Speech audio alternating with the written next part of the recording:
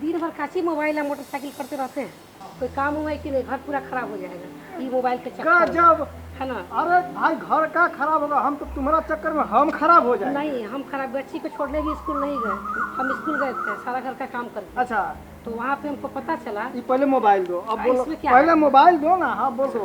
वो टीचर लोग बोले कि नई शिक्षा नीति, हम एकदम परेशान हो गए हैं, हमको तो बच्चा को पढ़ाना है। इसी में दिमाग खराब हो हाँ, गया। होगा नहीं। नई शिक्षा नीति और इसी में दिमाग खराब हो गया। अब तुम स्कूल में गए थे, उधर गए थे, ये सब नहीं। अरे भाई डिजिटल जमाना है, डिजिटल जमाना है, ये सब कुछ मोबाइल में है। पाठ मत पढ़ाइए हमको, सही सही हमको बताइए कि हम क्या करें, किससे पूछे, कैसे जाने। अच्छा तो देखो एक काम करो कि अभी तुम भी हड़बड़ा कर रही हो और हम भी आकर यहाँ पर बैठे हुए हैं। पहले एक गिलास हमको ठंडा ठंडा पानी पिलाओ और उसके बाद तुमको बताते हैं कि नई शिक्षा नीति क्या है। पहले पानी पिलाओ जाकर हमको। हाँ लाओ पानी पहले। जा मेहरारू है ये तो।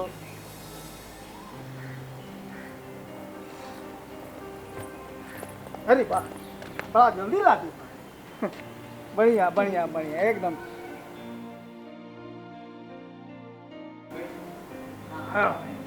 घड़ा में रखे थे एकदम एकदम बहुत ठंडा पानी है। हाँ देखो, अब बता रही थी तुम कि नई शिक्षा नीति क्या है। तो तुम उधर गई थी स्कूल में, तब तक बगल में क्या गया रमेश और चंदू, तो वो सब तो दिन भर ऐसे ही बवाते रहता है, कोई काम उन सबको है नहीं, वो दोनों को छोड़ दीजिए। अरे भाई काम का बात नहीं करता तो आदमी थोड़ा खराब होता है। हम वहाँ पर गए, वही सब बातचीत चल रहा था कि नई शिक्षा नीति अब तो हो गया है, तो उसी को लाकर मोबाइल पे सर्च कर रहे थे, देख रहे थे कि नई शिक्षा नीति है क्या। और तुम इसी में चकाई हो कि नई शिक्षा नीति क्या है। सब कुछ अपडेट है आज के दिन की नई शिक्षा नीति क्या है, बस समझना थोड़ा जरूरी हमको है। आप नहीं ना बताए, हम तो पहली बार सुने हैं। इसमें हमको भी उतना भी जानकारी नहीं अच्छा, है। ठीक है। खाली तो ये बोलिए कि आप थोड़ा बहुत सुने हैं कहीं और हम पहली बार सुने। हाँ, तो हाँ, ठीक। उसी में जो पटना से शिक्षा विशेषज्ञ है ना, सारिका मैडम जी, वो आ रही हैं। तो हम सोचे कि वो तो रमेश और चंदू जाने वाला है नहीं, सबको लेके बजाइए। जानबे करती हो। हम सोचे कि अरे भैया अकेले क्या जाना है, तुम आ ही रही हो तो तुमको लेकर हम चलते हैं। चलिए सारिका मैडम से हम लोग अपने जरूरत का जो बात है नई शिक्षा नीति के बारे में जानकारी ले लेते हैं। तो सुनो, अब हम चलते हैं।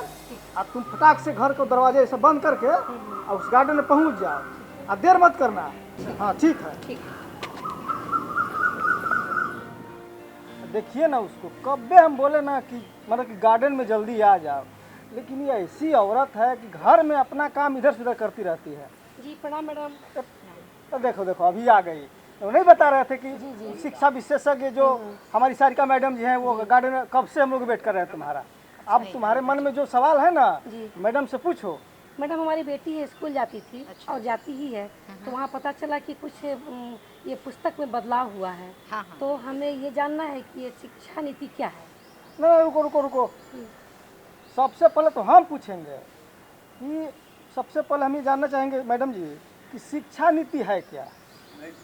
शिक्षा नीति जिस पद्धति के आलोक में हम पूरी शिक्षा व्यवस्था को कार्यान्वित करते हैं, चलाते हैं। जैसे आप देखते होंगे, आपकी बच्ची भी अभी स्कूल में जा रही है, तो उस विद्यालय में होता क्या है कि हर एक कक्षा में अलग अलग कुछ किताबें होती हैं और उसको शिक्षा की व्यवस्था जो की गई है उसके लिए उसको उसी के अनुसार शिक्षा दी जाती है जिस कक्षा में वो अभी नामांकित है। तो जिस कक्षा में अगर आपकी जो बेटी है वो अगर क्लास 1 में है तो कक्षा 1 के छात्रों के लिए एक अलग व्यवस्था है। व्यवस्था इन द सेंस कि उनको कुछ खास किताबें, कुछ खास चीज़ें हैं वो पढ़नी है, जाननी है। जब उसकी जानकारी पूरी प्राप्त हो जाती है तब वो कक्षा 2 के लिए वो फिर आगे बढ़ाई जाती है। उसमें परीक्षा ली जाती है। परीक्षा के उपरांत जो भी उनको नंबर आते हैं तो उस प्राप्तांक के आलोक में फिर उनको अगले क्लास में उनको प्रवेश दिया जाता है। तो ये शिक्षा व्यवस्था को ही शिक्षा नीति कहते हैं। शिक्षा नीति तो इस नई शिक्षा नीति में कुछ बदलाव हुआ है या फिर वो वैसे का वैसे ही है? पहला प्रश्न था आपका कि शिक्षा नीति है क्या, तो ये हमने बता दिया आपको। दूसरी बात ये कि अब आप कह रही हैं नई शिक्षा नीति, तो स्वतंत्रता प्राप्ति के बाद अभी कुछ वर्षों से, पिछले 34 वर्षों के बाद नई शिक्षा नीति एक बार फिर से लाई गई है। और ये नई शिक्षा नीति सबसे पहले लाई गई थी, वो था 1968। 1968 में नई शिक्षा नीति लाई गई। उसके बाद 1986 में लाया गया, और ये तीसरी बार स्वतंत्रता के इतने वर्षों के बाद, 70 साल में, 72 साल में, ये तीसरी बार हम नई शिक्षा नीति को एक नए फॉर्म में, एक नए तरीके से, नए अंदाज में लाए हैं।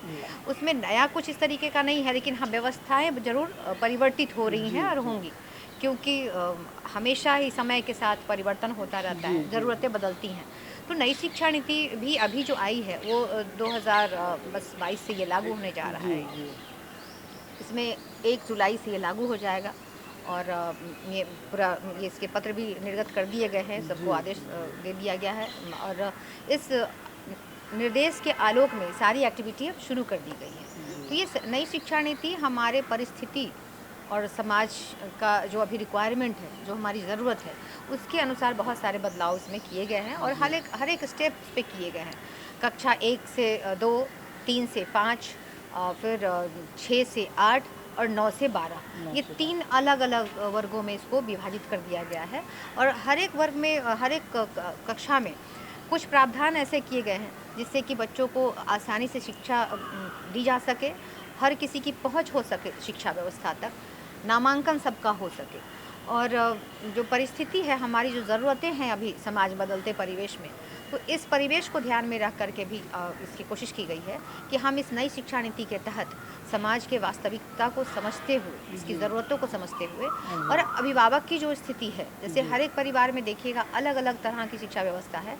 उनके अभिभावक जो हैं, कुछ शिक्षित हैं तो उनके पास ये जानकारी है कि हम बच्चों को किस तरह से पढ़ाएंगे, किस समय पढ़ाएंगे, किन के कांटेक्ट में उनको भेजेंगे, किनका संसर्ग ज़्यादा सही है। कुछ अभिभावक ऐसे भी हैं जिनको इसकी कोई जानकारी नहीं है। तो ऐसी परिस्थिति में ज़रूरत है कि हमारी नई शिक्षा नीति को एक बार हम समझें, और समझने के बाद जो चीज़ें बदली हैं, पहले जो चला आ रहा था उससे कुछ चीज़ें बदली हैं, तो इससे पढ़ने का ढंग में कुछ आसानी भी हो जाता होगा मैडम?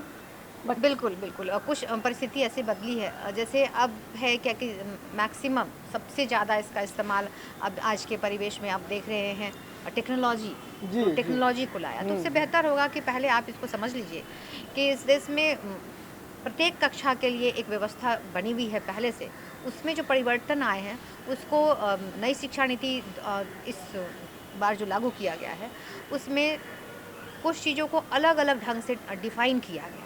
जैसे पहला जो स्टेज है उसको 4 स्टेज में डिवाइड किया गया है। पहला स्टेज है हमारा फाउंडेशन स्टेज। फाउंडेशन स्टेज में हमारा जो अवधि है वो 5 वर्षों का है।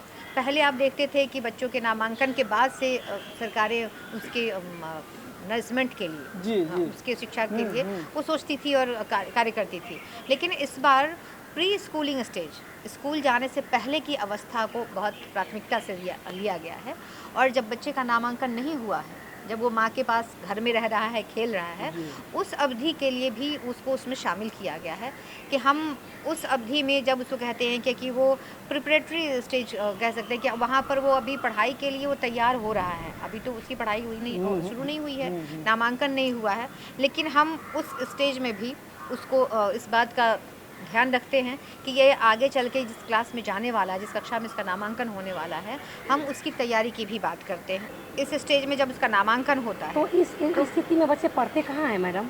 उसको जाना है स्कूल में भी है, फाउंडेशन स्टेज में ही। वो हम 3 वर्ष से ले कर के बात कर रहे हैं उनको 8 वर्ष तक का, कि वो 3 वर्ष का बच्चा जो है हम उसका भी ख्याल रख रहे हैं। और इस अवधि में, इस 5 वर्ष के अवधि में वो कक्षा 6 से 8 तक में जाने की बात हम कर रहे हैं कि वो 8 वर्ष की उम्र तक वो चला जाएगा। और हम इन 5 वर्षों में फाउंडेशन स्टेज में उनको उस विषय से, या फिर कहें क्या कि वो विद्यालय से में उसकी इस तरीके की तैयारी करवाते हैं कि वो आगे की पढ़ाई कर सके, और उसको विभाजित तरीके से हम रखें, जिसमें क्षेत्रीय भाषा की प्राथमिकता है कि जिस भी मातृभाषा में वो बात करता है हम उस भाषा में ही उसको वो उस विशेष का ज्ञान देते हैं। जैसे कि मैडम ये कोई मैथिली, जैसे हम लोग भोजपुरी बोलते हैं, तो बच्चों को पढ़ाने के लिए नई शिक्षा नीति में अपनी भाषा को, बिल्कुल, ये हमारा जो पहला फाउंडेशन स्टेज है उसमें ये 5 वर्ष ज़रूर है, लेकिन कक्षा 1 एवं 2 ये 1 एवं 2 के लिए पहले वो फाउंडेशन स्टेज में है कि हम क्लास 1 और 2 में उसको क्या क्या पढ़ाएंगे, कैसे पढ़ाएंगे, उसकी मातृभाषा जो भी होगी, चाहे वो मगही बोलता हो, बज्जिका बोलता है या फिर भोजपुरी बोलता है, मैथिली बोलता है, तो उसकी मातृभाषा में ही वो जानकारी दी जाएगी। वो जिस विषय को भी सीखना चाहता है या फिर हम सिखाने की कोशिश करते हैं, इतना छोटा अबोध बच्चा होता है तो उसमें ये जानकारी नहीं होती है, अवेयरनेस नहीं होता है कि उसको क्या पढ़ना है, कैसे पढ़ना है, क्यों पढ़ना है, तो वो मातृभाषा में ही हर बात को कह पाता है, समझ पाता है। तो इसमें इसकी समझ ज़्यादा विकसित होगी और ये क्लास 1 से लेके 2 तक की अवधि होगी। उसके बाद हम बात करते हैं प्रिपरेटरी स्टेज का। तो फाउंडेशन के बाद हम प्रिपरेटरी स्टेज में जब जाते हैं, ये 3 वर्षों का होगा। तो पहले 2 वर्ष क्लास 1 और 2 तो हो चुका है, अब हम 3 से लेके 5। कई बार हम लोग देखते हैं गांव घर में कि अभिभावक जो है वो बच्चों को मतलब चाहते हैं कि मेरा बच्चा मतलब पढ़ जाए या मेरी बात को समझ जाए, उस स्थिति में बच्चा वो बात नहीं समझ पाता है। कई बार अभिभावक का भी प्रेशर बच्चों पर पड़ता है, जिसके चलते बच्चों का मतलब कि हमको लगता है संतुलन बिगड़ जाता है। बिल्कुल बिल्कुल, सर्वांगीण विकास में बहुत परेशानियाँ आती हैं। तो अभिभावकों को भी चाहिए कि जैसे अभी बहुत खुशी हुई जान के कि आप ये जानना चाहते हैं कि नई शिक्षा नीति क्या है और नई शिक्षा नीति कब से लागू हो रही है, किन के लिए लागू हो रही है, इसके क्या क्या प्रावधान हैं, और हमारे पास अगर कोई नई चुनौती आ रही है तो ज़रूरत है कि हम उन नई चुनौती को स्वीकार करें और उसकी पहले ही हम तैयारी करें। तीसरा इसका है वो है मिडिल स्टेज। तो मिडिल स्टेज भी 3 वर्ष का होगा, तो 5, 3, 3 और 4। तो हमने पहले 5 और 3 की बात करी है, तो अब क्या है कि ये तीसरा वर्ष जो है हमारा, तो ये मिडिल स्टेज कहलाएगा। और इस मिडिल स्टेज में हम कक्षा 6 से लेकर के 8 तक की बात करते हैं कि कक्षा 6 से 8 में हम उनके कौशल विकास की भी बात कर रहे हैं। कि यहाँ पहले होता था, पहले की जो शिक्षा व्यवस्था थी उसमें 10+2 था। कक्षा 1 से लेकर 10 तक की पढ़ाई होती थी, होने के बाद उसका फाइनल एक एग्ज़ाम होता था सेकेंडरी लेवल पे, और फिर वो मैट्रिकुलेट हो जाते थे। अब क्या है कि एक साथ ये 5, 3, 3 और 4 में विभाजित हो चुका है। हम चारों ही खंड में अगर देखें तो हम उनकी प्राथमिकताओं को समझ चुके हैं कि हम कौशल विकास की बात कर रहे हैं, यहाँ पे क्षेत्रीय भाषा की बात कर रहे हैं, मातृभाषा की बात कर रहे हैं, उसमें एक विशेष भाषा और भी है जिसमें कोई भी फॉरेन लैंग्वेज और कुछ भी पढ़ सकता है, इसका भी प्रावधान है। लेकिन ये स्वेच्छा पे है कि बच्चा चाहे तो उस विषय का वो चयन कर सकता है। तो कक्षा 6 से 8 के बीच का जो समय होगा ये भी 3 वर्षों का होगा, और इसमें भी उनके लिए जो प्रावधान रखे गए हैं कि वो अपने इच्छा के अनुसार उसके बाद कौशल विकास, उसमें ऐसी क्षमताओं को विकसित करने की कोशिश की जाएगी इसके तहत, जिससे कि वो अपना खुद का काम वो कर सकता है और जो भी वो सीख रहा है उसमें उसका सर्वांगीण विकास हो सके। मतलब कि मैडम बच्चा जो पढ़ेगा साथ साथ वो अपने भविष्य का एक योजना भी बनाता जाएगा कि हमको करना क्या है। बिल्कुल, वो अपनी आवश्यकता और योग्यता के अनुसार, इसी कक्षा में कई तरह के बच्चे बैठे हैं, तो इसमें पूरी कोशिश है कि हम इंटीग्रेशन, समग्रता, समग्र रूप में लेकर के चलने की कोशिश कर रहे हैं कि एक समग्र रूप से हम बच्चों में सारी योग्यताओं को विकसित कर सकें। और इस तरह का प्रावधान इसलिए रखा गया है कि समाज में हर एक तबके के लोग अभी हैं और समानता लाने की कोशिश की गई है कि हर एक वर्ग का बच्चा अगर एक स्तर पे आकर के सीखेगा तो हमारे समाज में यूनिटी होगी, इक्वलिटी होगी, तो समानता की कोशिश की गई है। अच्छा मैडम, तो इसका मतलब है कि शिक्षा के क्षेत्र में जो दिलचस्पी रखते हैं पढ़ने में, लिखने में, उनके लिए तो ये नई शिक्षा नीति एक उसको वरदान के रूप में साबित होगी। बिल्कुल कि आप इसको देख सकते हैं कि सेकेंडरी जो हमारा चौथा स्टेज है, स्कूलिंग स्टेज की अगर बात करें तो वो है सेकेंडरी स्टेज।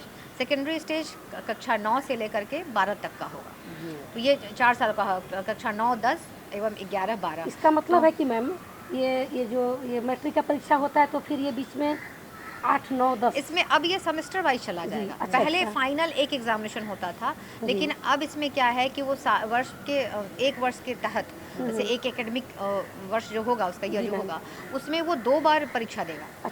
तो ये सेमेस्टर वाइज उसको क्वालिफाई करना होगा, क्लियर करना होगा, क्वालिफाई नहीं क्लियर करना होगा। तो सेमेस्टर वाइज जब बच्चे पढ़ाई करेंगे तो वो टुकड़ों में बटा होगा।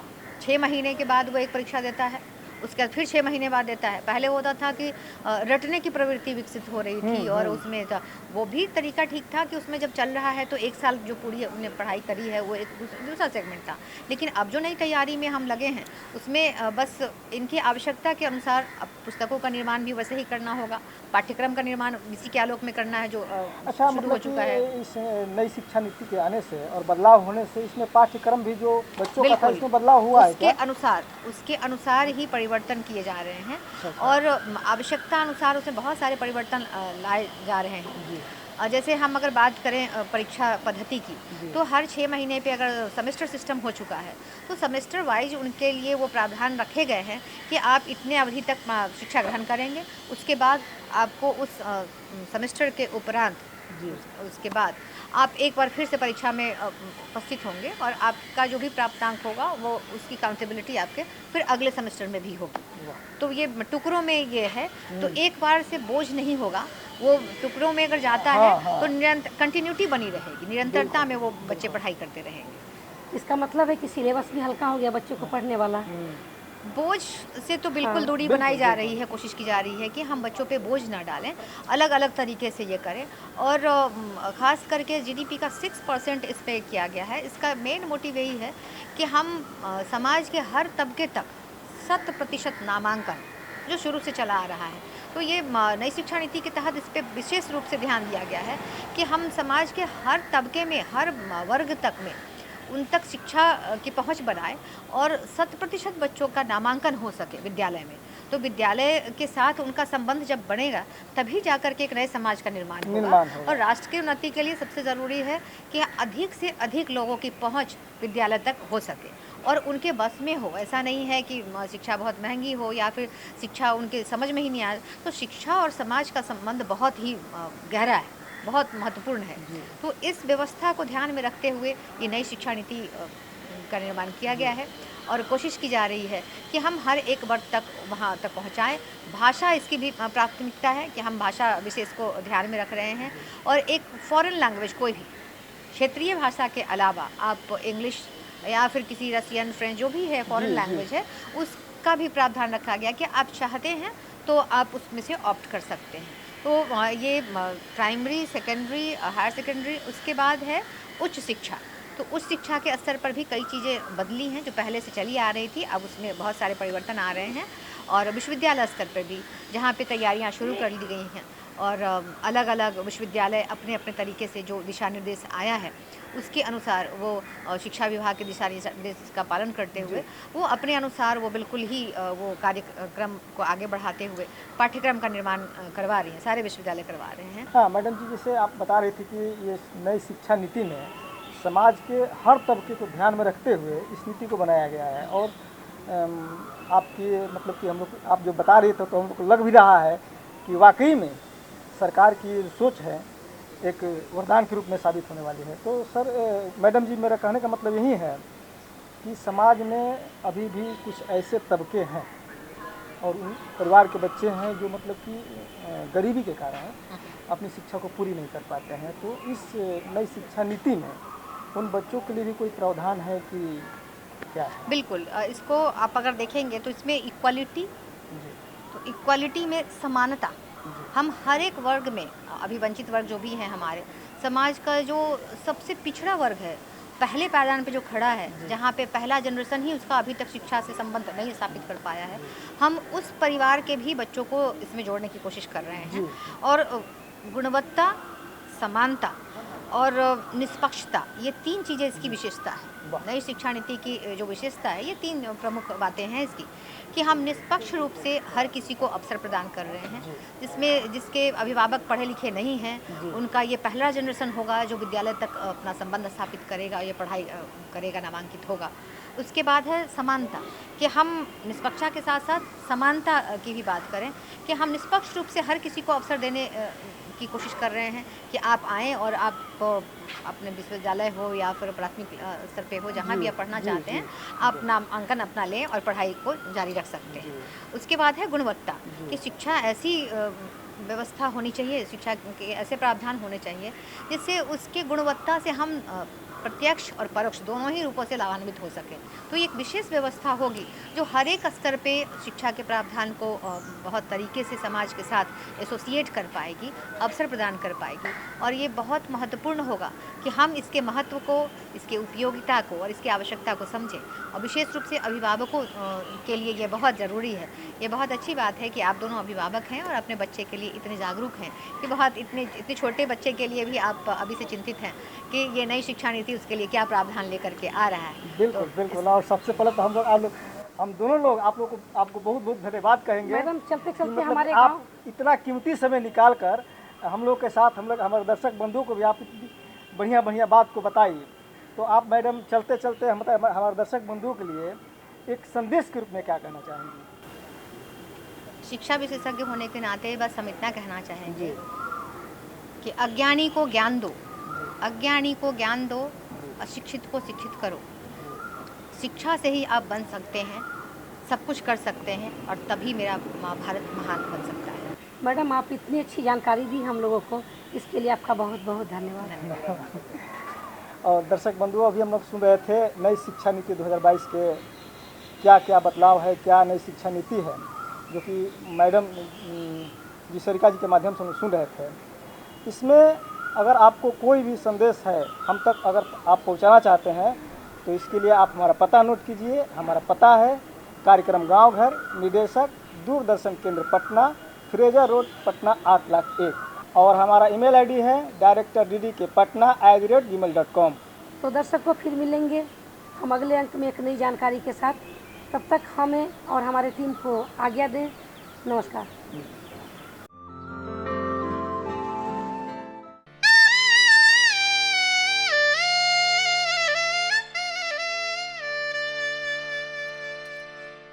शिवना जय बोरौरी, शिवना जय बोरौरी, चरनिया छोड़ी शिवना जय बोरौरी, चरनिया छोड़ी शिवना जय बोरौरी। ना जयबो ना जयबो ना जयबो हो, ना जयबो ना जयबो ना जयबो हो, शिवना जय बोरौरी, चरनिया छोड़ी शिवना जय बोरौरी।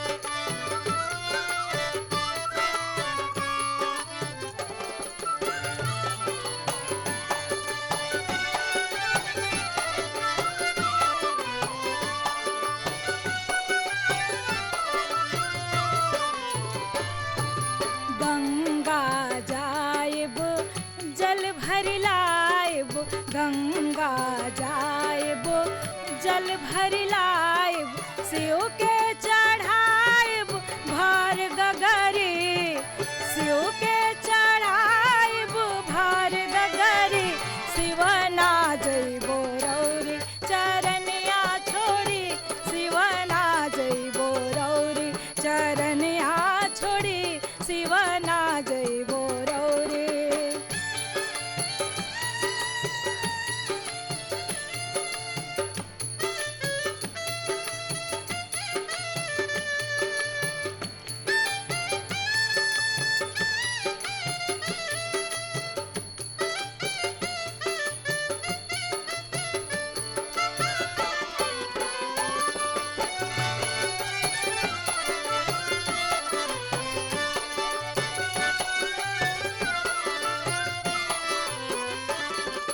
बगिया जायब फूल लोढ़िलायब, बगिया जायब फूल लोढ़िलायब, शिव के चढ़ायब भार डगरी, शिव के चढ़ायब भार डगरी, शिवना जय बोरौरी, चरनिया छोड़ी शिवना जय बोरौरी, चरनिया छोड़ी शिवना जय बोरौरी।